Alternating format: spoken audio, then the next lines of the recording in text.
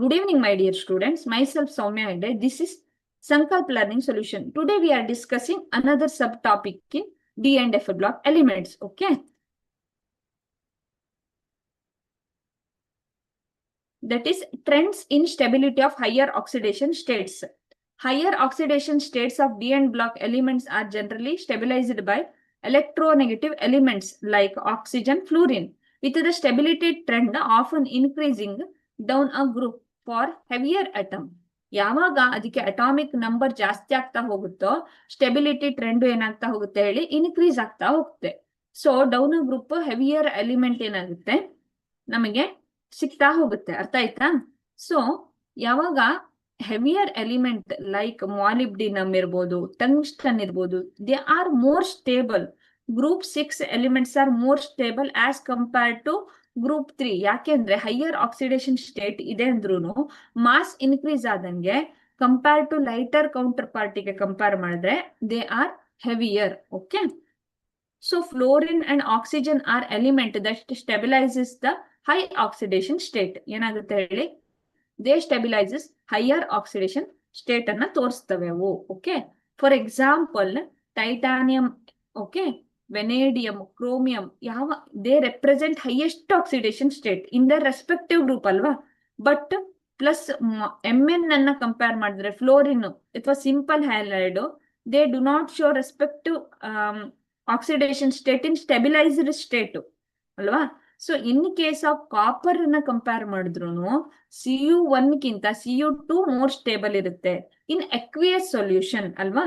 So ಏನಾಗುತ್ತೆ, ಇಲ್ಲಿ 3D9 configuration ಬರುತ್ತೆ, ಇಲ್ಲಿ 3D10 ಕಾನ್ಫಿಗರೇಷನ್ ಬರುತ್ತೆ.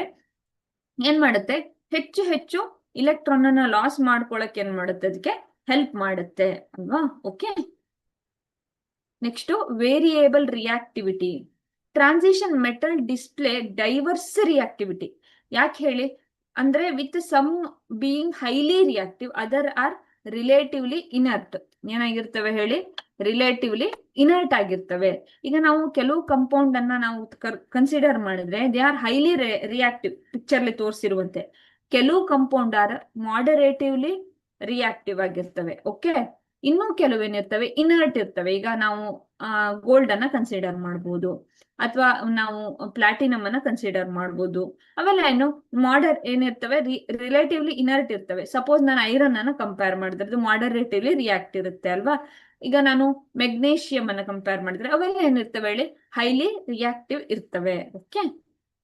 So E0 values generally decreases across the first transition series due to the increase in sum of first and second ionization enthalpy.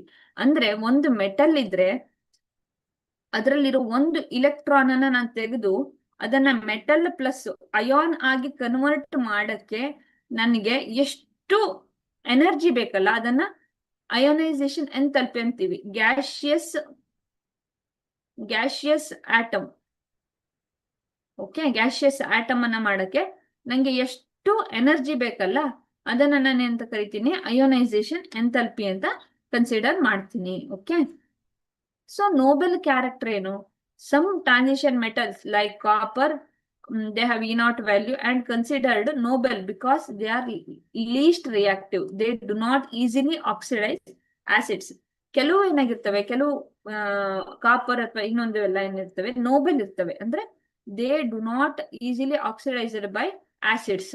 Okay. Magnetic behaviour ಏನಿರುತ್ತೆ ಅಂತ ನೋಡೋಣ.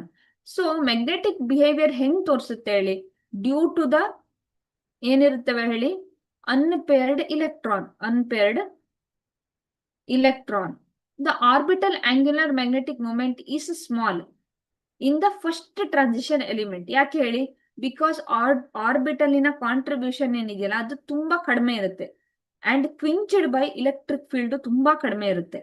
therefore magnetic moment only equivalent to spin magnetic moment ಆಗಿರುತ್ತೆ ಅಲ್ಲಿ ಅಲ್ವಾ. ಹಾಗಾಗಿ first orbital ಅಲ್ಲಿ ಸ್ವಲ್ಪ ಕಡಿಮೆ ಇರುತ್ತೆ. ನೆಕ್ಸ್ಟ್ ಟ್ರೆಂಡ್ಗೆ ನೋಡಿದ್ರೆ ಅವಾಗ ಏನಾಗುತ್ತೆ ಹೇಳಿ, ಇನ್ಕ್ರೀಸ್ ಆಗ್ತಾ ಹೋಗುತ್ತೆ. ಓಕೆ.